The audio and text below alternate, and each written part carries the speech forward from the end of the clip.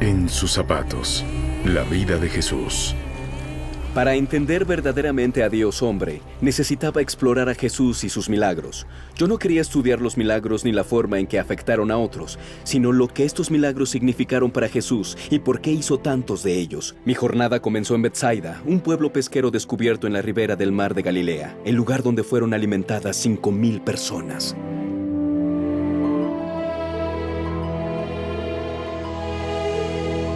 Milagros. Betsaida es un lugar de pesca con redes. ¿Esta sería principalmente una ciudad pesquera? Era ante todo un pueblo pesquero, porque estaba muy cerca del mar de Galilea. Entonces, ¿quién pudo haber venido de esta región? En Juan capítulo 1 dice: Y Felipe era originario de Betsaida, la ciudad de Andrés y Pedro, así que 3 de los apóstoles eran de aquí. Uno de los aspectos más poderosos y convincentes de Jesús fue su capacidad para hacer milagros. Jesús hizo de todo, desde sanar lepra, parálisis, dolor, hemorragias y fiebre, hasta calmar tempestades, exorcizar demonios, curar ceguera e incluso revivir a los muertos. Ver acontecer aquellos milagros debe haber sido asombroso para los testigos de la época, pero quisiera saber cómo sería poseer ese tipo de poder.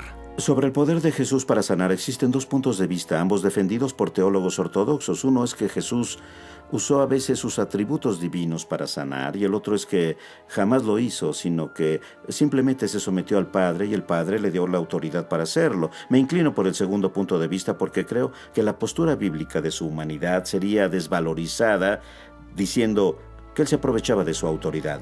El milagro de alimentar a 5,000 personas es el único milagro, además de la resurrección, que aparece en los 4 evangelios. Fue una enorme proeza que desafió todas las leyes naturales de tiempo, espacio y preparación de alimentos. Esta ciudad no podía dotar de suficiente comida para 5,000 personas. Así que lo que intentó decir es que al estar cerca de aquí, había suficiente para alimentar a toda la ciudad, y esta es una de las ciudades más grandes del área. Sí, exacto.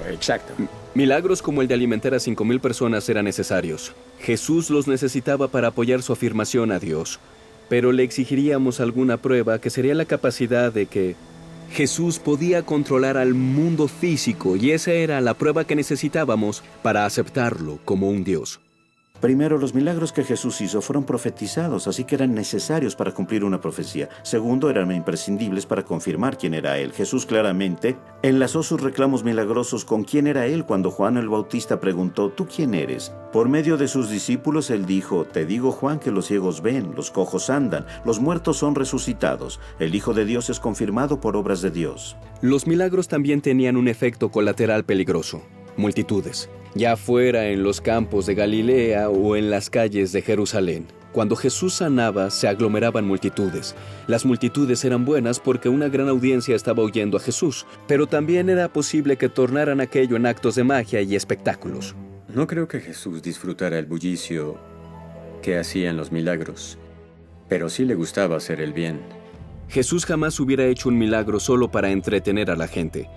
Los fariseos y los saduceos probaban a Jesús, pidiéndole que les mostrara a aquellos una señal del cielo. Él censuró tal petición. Él nunca hizo un milagro para satisfacer la curiosidad de alguien. Nunca llevó a cabo un milagro para decir: bueno, este tipo no reconoce quién soy yo, pues se lo probaré con un milagro. Hizo milagros porque eran necesarios para su misión, porque se profetizó. Cada milagro que Jesús hacía, en realidad ayudaba a las personas, y como él siempre disfrutaba de acercar a las personas al Padre, me parece que disfrutó mucho realizar esos milagros. Me parece que si tuviera el poder para hacer milagros, mi perspectiva cambiaría de las otras personas hacia mí. Comenzaría a disfrutar el poder y esperaría más al respecto. No vendría para servir a los demás, querría que ellos me sirvieran a mí. Pero yo no veo a Jesús perdiendo su perspectiva. Muchos de los milagros que investigué empezaron con compasión. Él siente el corazón de Dios y es movido por compasión que a veces es combinación de furia y dolor y amor.